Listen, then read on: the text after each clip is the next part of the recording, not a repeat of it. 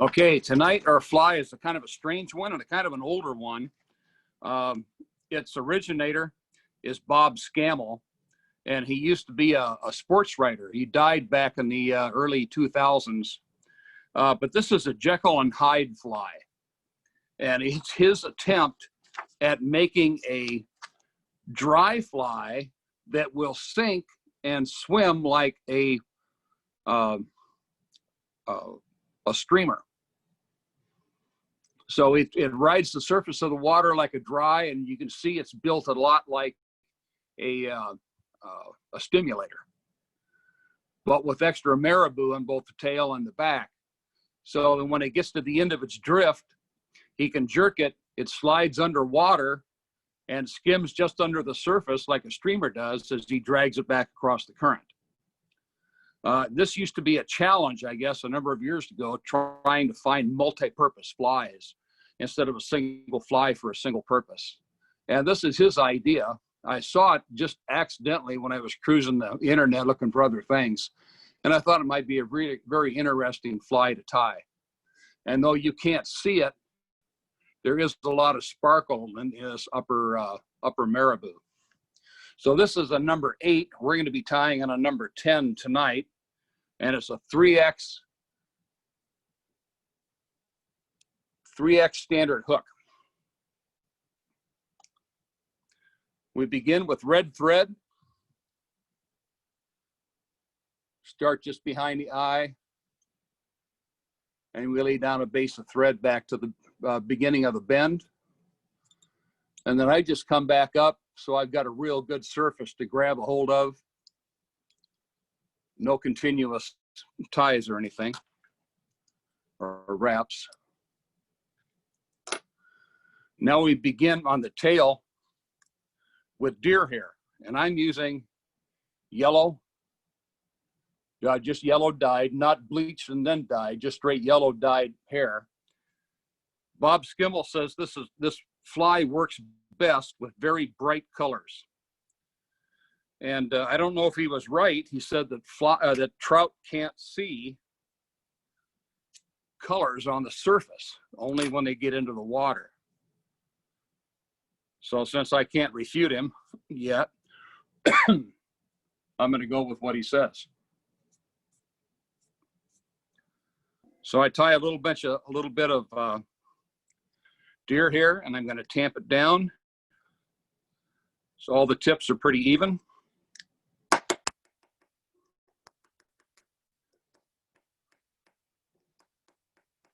Now the deer hair rides straight back, and all it is a support for the marabou.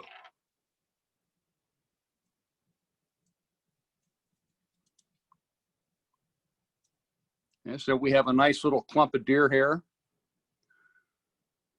I'm going to take it back about 1 hook length, about right in here. Now it's better if you get farther up the hook to begin tying this, because deer hair does what? It splays out like that. But we want a fairly slim body. We want to lift this deer hair up high so we get as much above the hook as possible. Now see, it flares upward instead of straight back. So that's what we're looking for. Now we can trim the rest of this deer hair out of here.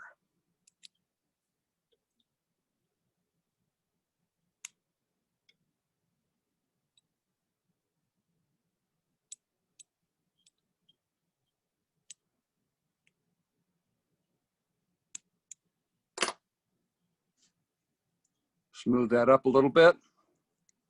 Build a little bit of a ramp in here. Now we're going to go back about halfway along there.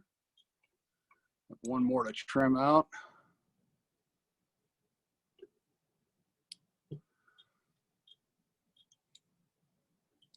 Now I'm using red marabou, strung blood quill, and fluorescent fire orange, strung marabou again. This is on the back, the red is on the tail. I've already selected a couple of pieces. We don't want this stuff heavy, but we want it nice and flowing, and it's going to extend just a little beyond the deer hair.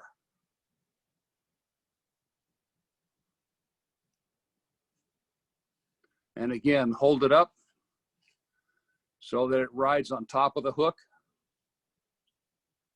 And then we can trim that off.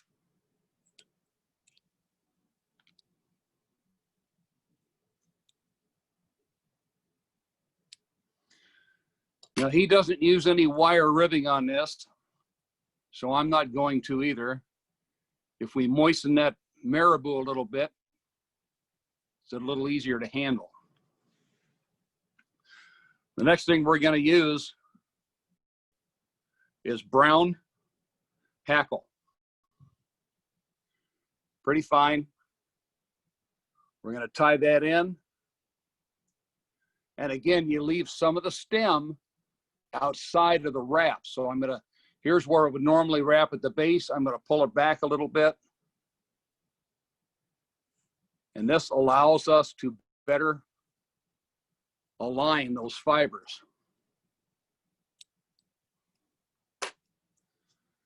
And then he wasn't specific about a body, just something maybe a little bit sparkly. So I've combined UV shrimp pink and UV fluorescent hot pink in about a 50-50 dubbing.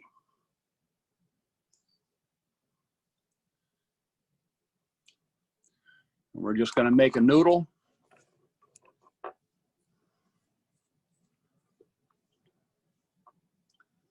Actually, let's wrap that back a little bit. Back to the back. Adjust that up.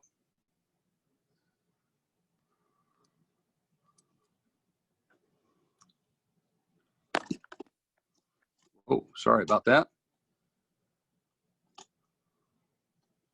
The dangers of overexuberance here. And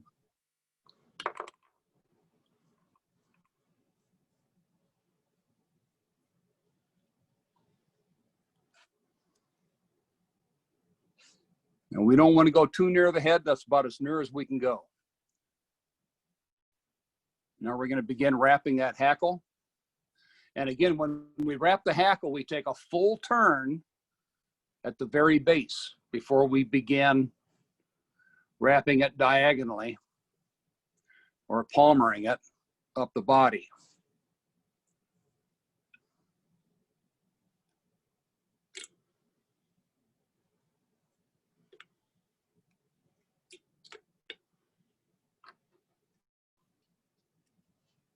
Trim that off.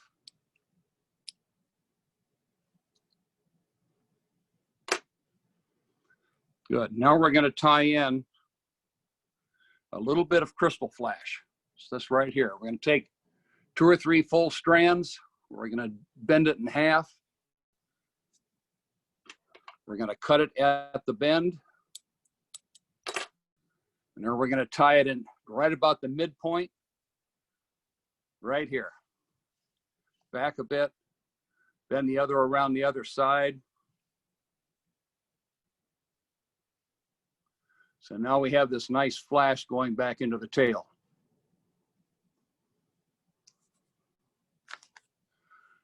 Our next step, we can trim that. Get it all together. We want to trim it to right about the end of the marabou. And now we want to tie in our deer hair wing. We want more this time than we tied in for the tail. But not so much, about maybe half of a number, about 3/4 of a number 2 pencil in diameter. Clump about like so. And again, we want to pull out the fuzz and loose fibers. And then we want to stack it.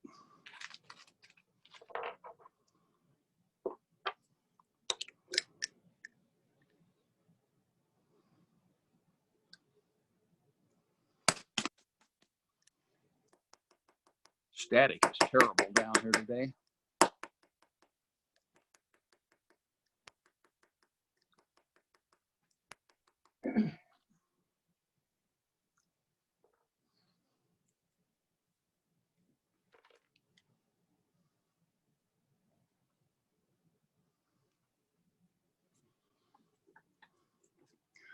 And we want this to land about halfway, well, about almost, but not quite the length of the deer hair tail. So it's going to fall a little short. Now here we're going to wrap about 3 times, and then we're going to pull it tight. A little bit looser as we go up so we don't get too much of the splay out. And then trim out the butt sections. We want the head to be tapered, but not too sharply that we can't tie anything over the top of it.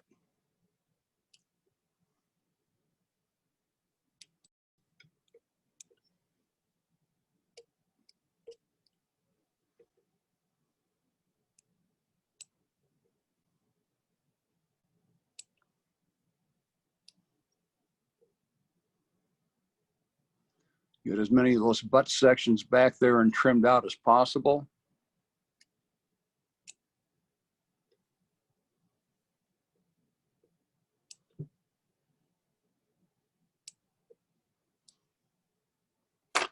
Now we can move our thread through the deer head butts, build up a little bit of a taper here as it goes down toward the eye.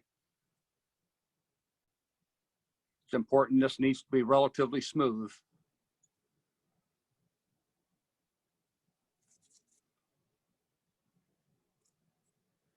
And then we get our next color, which in my case is fluorescent fire orange.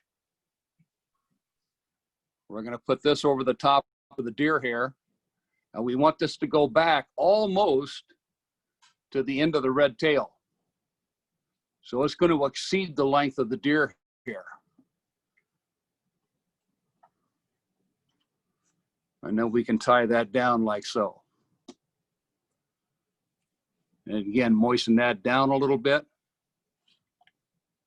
Keep it manageable. I'm going to clip off the excess. Now we're going to take about twice as much of the crystal flash as we did before.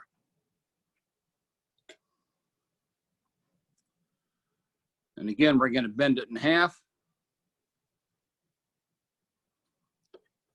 Like so. We're going to cut the loops. We're going to bend it. We're going to go about the midpoint, and we're going to tie this. We have to spread it apart a little bit. We want a nice even coverage. So we're going to tie that over one side of that marabou. Spread it apart a little bit as we go up. And now we can take the other half, spread it out a little bit over the top of this marabou, and tie it in place so we have a nice crystal flash even coverage all across the length of this.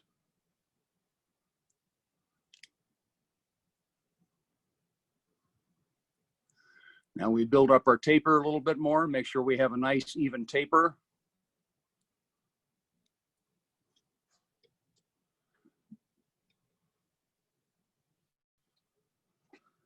And now we're going to tie in a grizzly hackle.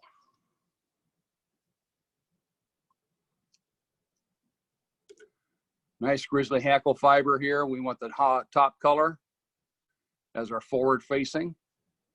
We tie in that stem and again, leave a little bit of that stem loose.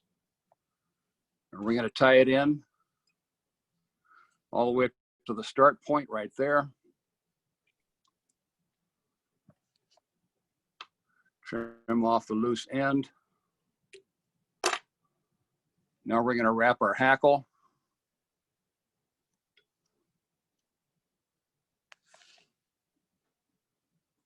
And if it doesn't work one way, it will work the other.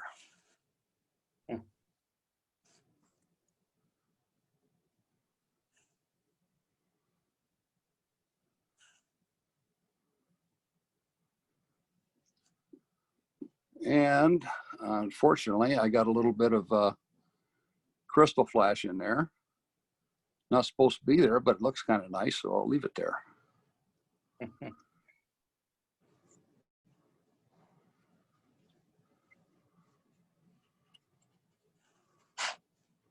Tie that off real good.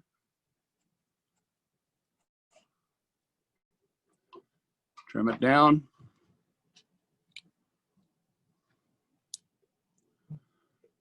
And I'm going to take my finer scissors and we're going to clean that up just a little bit before we finish the fly.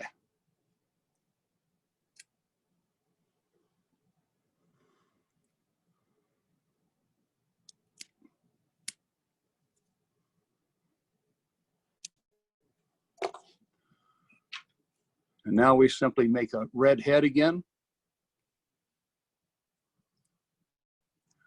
without capturing too much of this stuff.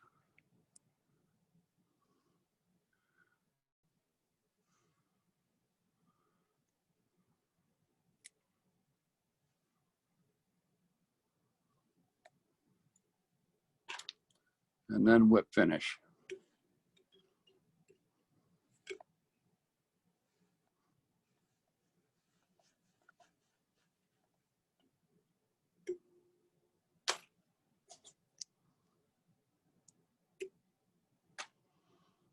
Now it's just a matter of kind of cleaning up the fly a little bit.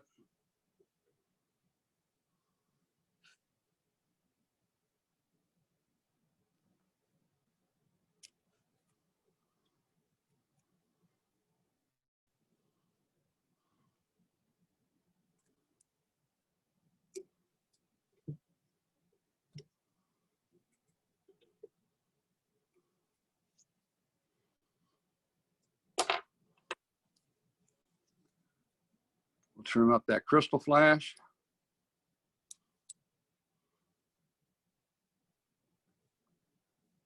And if you were a girl, you know what primp and preen means. So we're going to primp and preen this fly here a little bit. You got plenty of sparkle. Enough marabou without being too much. So this fly, when you cast it, rides the surface just like any other dry fly does, any other stimulator we might tie. And then when it gets down to the point where you want it to submerge and sink, you just simply jerk it. It drips below the water like a lot of other dry flies do. And then it swims. And we got a lot of motion with the marabou. A little bit of sparkle, it really attracts the fish. And we have a lot of bright coloration, which will also attract fish. So there you go, gentlemen. The Jekyll and Hyde. I love the name of it. One question for you, Jim. You mentioned earlier not bleach deer hair. Was there a reason why? Well, it's too bright, I think. Okay. You need something a little bit earthier. So I've got a lot of dark color in this deer hair yet. Yep. If you bleach it first, then it all turns white, and then you bleach, dye it yellow, and it turns bright yellow. Okay, I see what you're saying. Okay.